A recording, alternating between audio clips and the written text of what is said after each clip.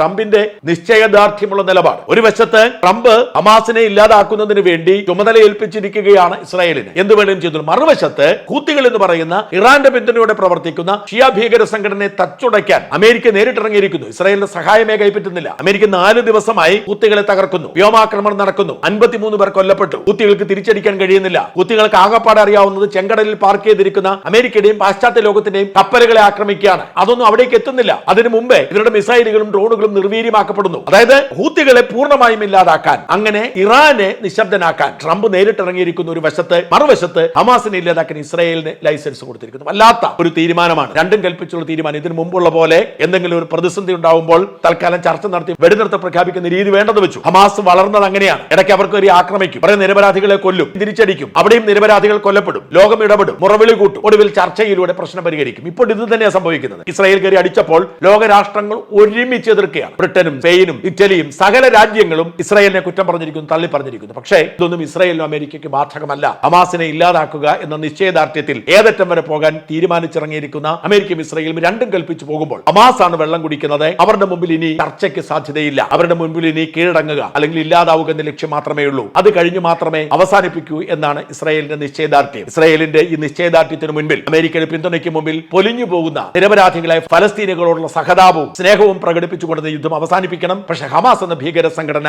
ആയുധം താഴെ വയ്ക്കുന്നത് വരെ, ഇസ്രായേലിന് സ്വസ്ഥമായി ജീവിക്കാൻ സ്വാതന്ത്ര്യം കിട്ടുന്നത് വരെ ഇരകളാകാൻ വിധിക്കപ്പെട്ടവരാണ് അവർ. സഹതാപം മാത്രം.